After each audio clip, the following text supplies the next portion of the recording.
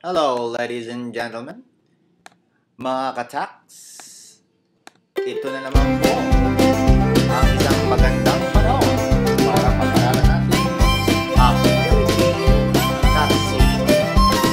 At ito po ang inyong host, si Kataks, EDM, Emelino T. Maestro. Ang pag-aaralan po natin sa araw na ito, mga kataks, ay isang liham buhat sa BIR Sao Paulo na ipinadala sa inyong lingkod ng Hans. Ayan po sa inyong screen, makikita ninyo yung liham. Ang nakasulat dyan po ay naka-address kay Mr. Emelino T. Maestro, Authorized Representative. Ito pong portion na ito. Yan.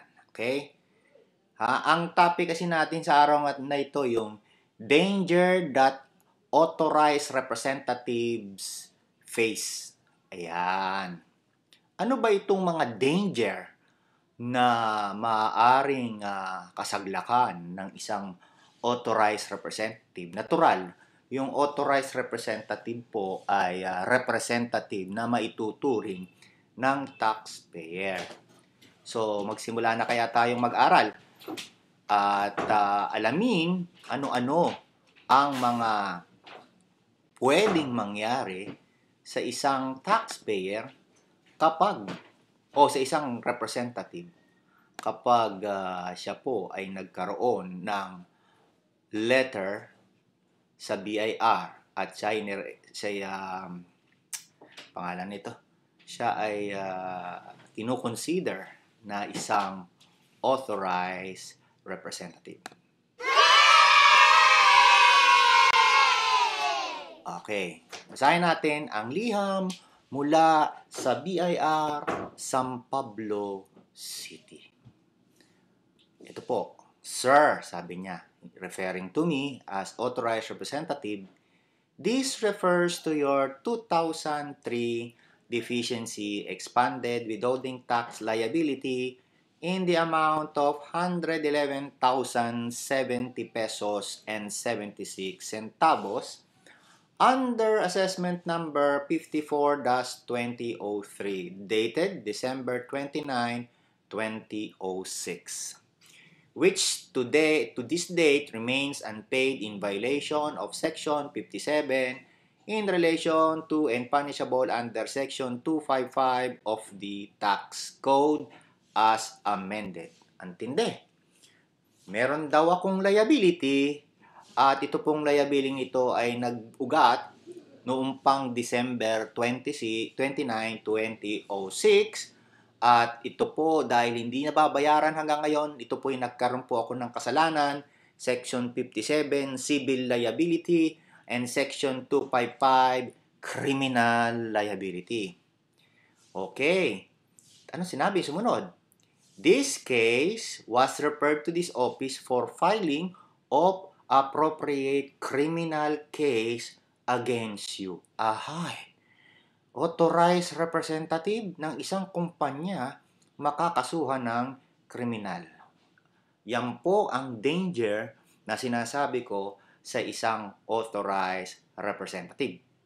So, tingnan na natin, pwede bang kasuhan ng kriminal ang authorized representative? So, konsultahin po natin ang tax code. Okay, ito po yung tax code. Ilalagay natin under section 51. Punta muna tayo. Ayan. Return and payment of taxes. Individual. Ayan, ha?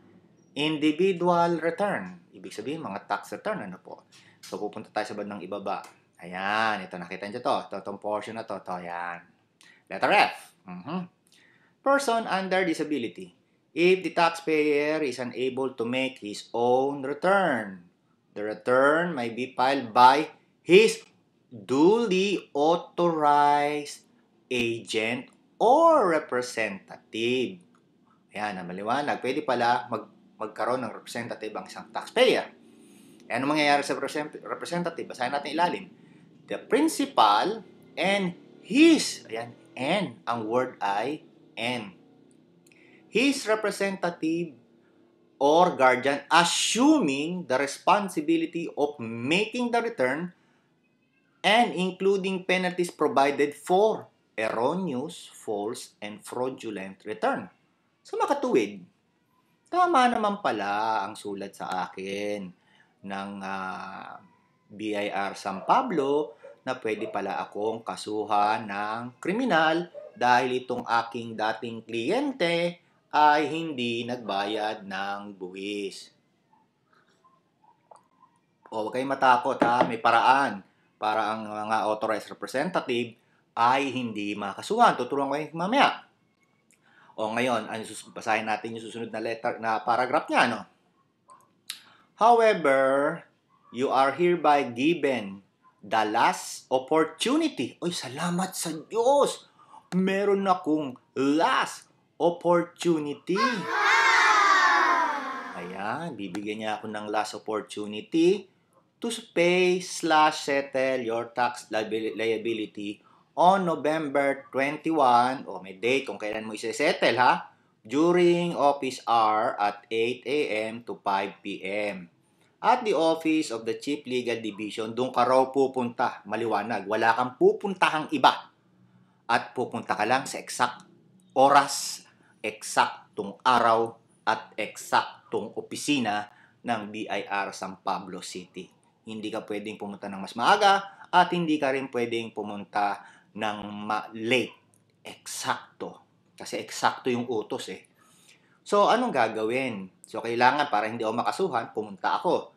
So, sabi niya, may kulatilya uli, failure to appear personally or through authorized representative on the date designated above will be construed as refusal on your part to settle the said tax liability. Consequently, this office will institute a criminal case against you without further notice aray. Kita mo na. Dapat. Ay, nako.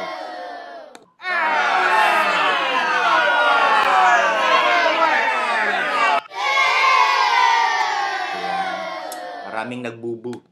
Maraming ayaw akong makulong. Maraming ayaw akong makasuhan ng kriminal. So, maliwanag ko, binabanggit ko lang dito, kung babasahin nyo itong paragraph na ito, at itong paragraph na ito, pagsasamahin nyo silang dalawa, hindi ka pinag-a-appear ng November 20. At hindi ka rin pinag-a-appear ng November 22. Eksakto, ayan on the date designated. So, ang gagawin natin, pupunta tayo doon. So, pabait naman yung mga taga San Pablo kasi sinasabi nila, we feel obliged to remind you, ayan, that willful failure. So, magkakaroon kasi ng willful failure pag hindi ka pumunta sa date na yun. To pay the tax under Section 255. So, kailangan makausap natin yung may-ari kasi ikaw yung authorized representative ang hinahabol eh. Under 255, the tax out carries with it the penalty of fine of not less than 10,000 and imprisonment not less than 1 year but not more than 10 years. Okay. Yun daw. Magbabayad ka na ng fine, ipakukulong ko lang ng 1 taon. Sinong gustong makulong? Kahit isang araw nga lang, ayaw nating makulong.